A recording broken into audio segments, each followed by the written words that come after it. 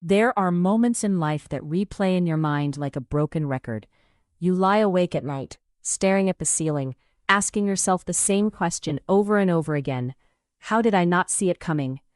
My name is Margaret, and for 30 years, I built a life from nothing. I worked double shifts at the hospital, skipped vacations, drove the same old car for 15 years, because every penny I saved was meant for one thing: my retirement. A peaceful future I had earned, with every sleepless night, every holiday I gave up, every sacrifice I made as a single mother, raising my son after his father walked out. When my son Daniel brought home Amanda, I was overjoyed. She was beautiful, sharp, and ambitious. She called me Mom from the very first dinner, and my heart swelled. I had always worried I would be one of those difficult mothers-in-law, the kind they write jokes about, but Amanda made it easy. She texted me every week, asked for my recipes, invited me to brunch. I told my friends at bingo that I had won the daughter-in-law lottery. They got married in a small ceremony, and I cried through the entire thing. I gave them every penny I had saved for a down payment on their first home, $20,000. Use it, I told them. Build your future. And for a while, everything felt perfect.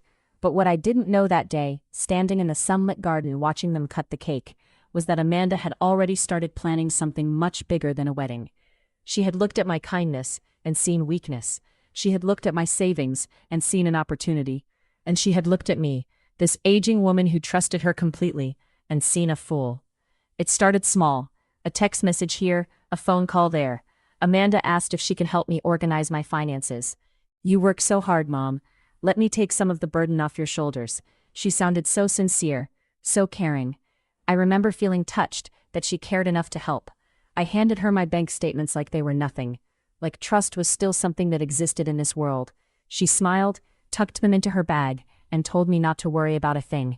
That was the last time I felt safe. The first sign should have been the silence. After years of regular calls and weekend visits, Amanda went quiet. My texts went unanswered for days. When I called Daniel, he sounded distant, distracted. "Everything's fine, Mom. We're just busy with the new house." The new house. I hadn't seen it yet. They'd been renovating for months, and every time I asked to visit, there was an excuse. "The paint isn't dry. The floors are being redone. The contractors are still there." I offered to help, but my offers were gently pushed aside. I told myself I was being paranoid. I had raised Daniel to be a good man, and he had chosen Amanda. Surely, she was a good woman too. Then came the letter from my bank. I opened it at my kitchen table, a cup of tea growing cold beside me.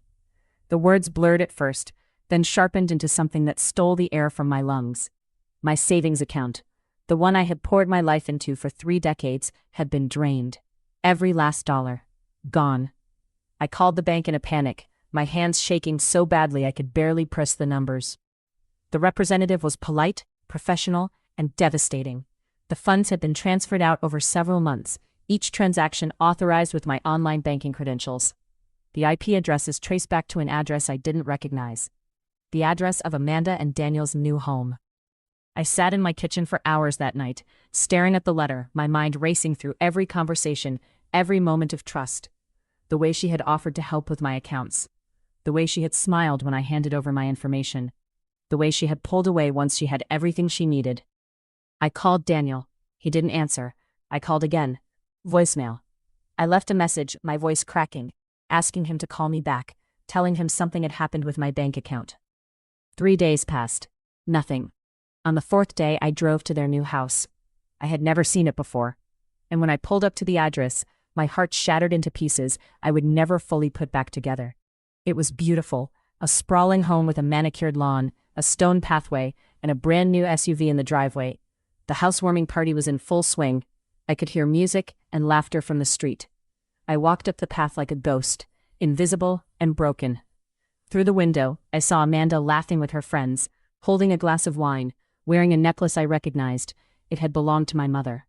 She had used my life savings to build this dream, and she had used my trust to steal it. I didn't confront her that night. I couldn't. I was too shattered, too humiliated, too aware that everyone in that room would see me as the bitter old mother-in-law if I made a scene. So I turned around, walked back to my car, and drove home.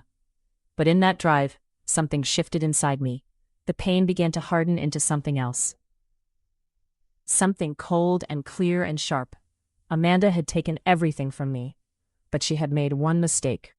She thought I was weak.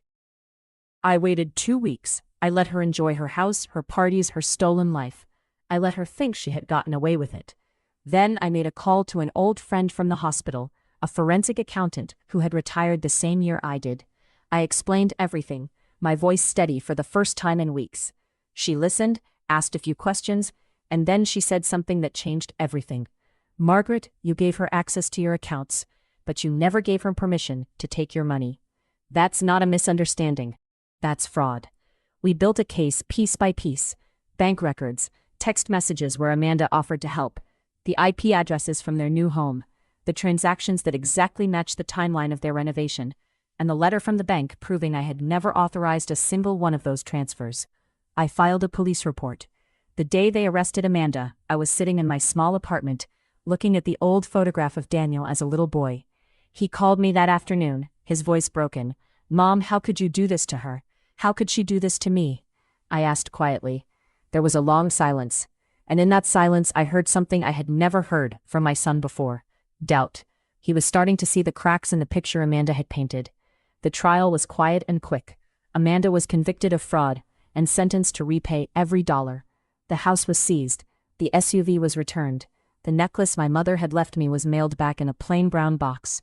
Daniel came to see me a month after it was all over. He sat at my kitchen table, the same table where I had read that first bank letter, and he cried. He told me he had known something was wrong, but had been too afraid to face it, too afraid to lose her. "I already lost everything," I told him. "But I found myself. I don't live in resentment. I live in the quiet truth that trust is not weakness, but blindness is." I gave Amanda my heart, and she tried to destroy me. But in the end, the housewarming gift I gave her wasn't a blender or a set of towels. It was the truth, wrapped in patience, delivered with proof, and sealed with the quiet satisfaction of justice served. Some gifts take time to unwrap, but the ones that matter always arrive exactly when they're supposed to. And as for me, I'm at peace. I sip my tea, I watch the sunset from my small balcony, and I know one thing for certain. Kindness doesn't make you a fool, it makes you human. But wisdom is knowing when to stop being kind and start being strong.